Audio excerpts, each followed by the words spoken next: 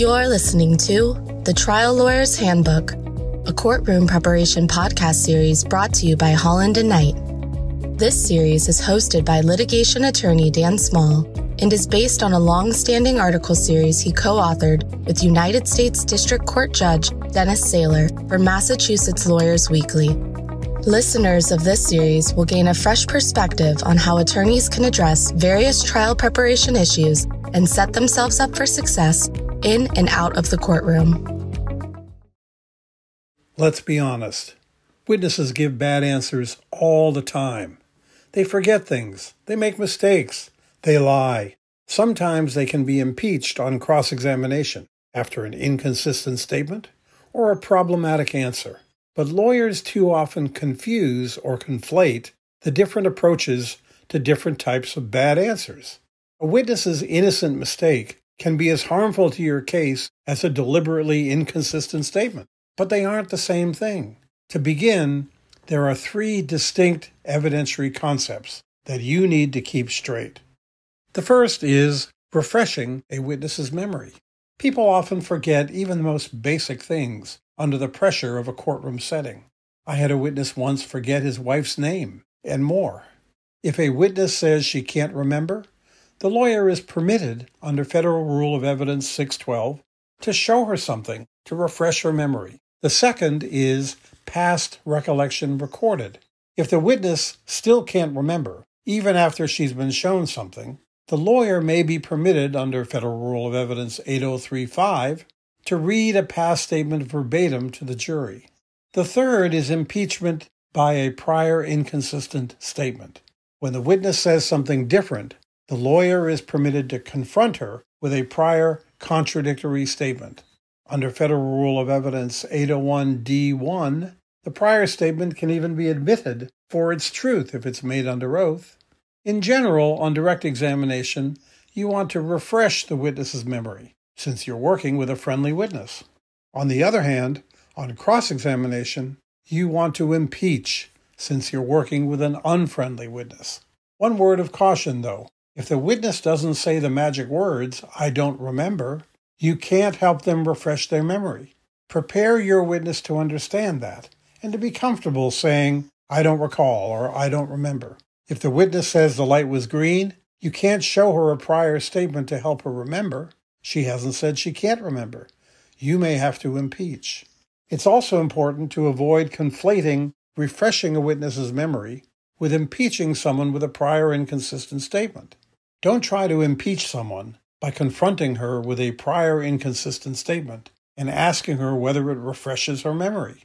If you haven't established a lack of memory, there's nothing to refresh, and the judge may become confused and sustain an objection to an otherwise valid line of questioning. The process for refreshing memory is relatively simple. Essentially, there are 5 steps to refreshing memory. Step 1. Confirm lack of memory. This first step is to establish that the witness doesn't remember. If the witness answers the question with a simple, "I don't recall," that's great. But it's not always that easy for a witness to say those terrible words in a room full of strangers staring at them and judging them. You may need to prod her. "Are you sure? Is your memory clear on that?" Number 2, ask the witness what might help. This second step is to have the witness confirm that there is something out there that might help her memory. Ask it directly. Is there something that might help you remember? If that doesn't work, you may need to lead just a little bit. Would it help you to see the report that you signed on the day of the accident? Now we're getting there. Number 3, show the witness the document. Go through the normal process of putting a document in front of the witness. Mark what you intend to show the witness. Show it to opposing counsel or tell them what it is. Ask to approach the witness or acknowledge the authority of the court. Show it to the witness and ask her to read it silently to herself. Ask her to look up or otherwise let you know when she's done. Number 4, take the document back. This is a step people tend to forget. Once the witness is done reading the document, either take it back or have her physically turn it over to clearly demonstrate she's no longer relying on it. Now she's relying on her memory, which hopefully has been refreshed by the document. Number 5, ask the witness the question. Ask the witness if her memory is now refreshed. If so, ask the original question again. If she still doesn't remember, ask to read it to the jury as past recollection recorded. What if you get a bad answer from a witness on direct that's just a screw-up, not the product of a failure of memory? If it's a minor misstatement on an uncontroversial matter, you can usually just lead the witness to the right answer. Madam Witness, you said March 2016. Are you sure that it was 2016? Or did you mean to say 2017? You can also try to frame the bad answer as a misunderstanding of a poorly worded question. Whenever you can, take the blame on yourself, not on the witness. Deflect it from the witness. I'm sorry, Madam Witness, but I may have asked that badly. Let me rephrase. Sometimes, though, you may be stuck. As a general rule, you want to avoid impeaching a favorable witness on direct examination.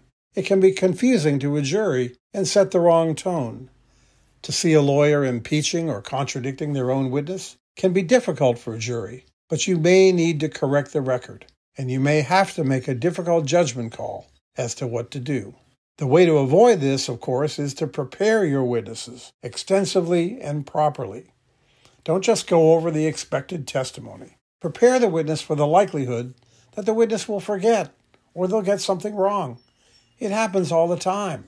And explain how you'll handle it.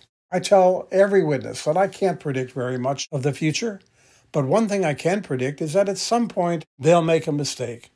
And that's okay. That's okay. It's an important message to make sure the witness understands that that's okay.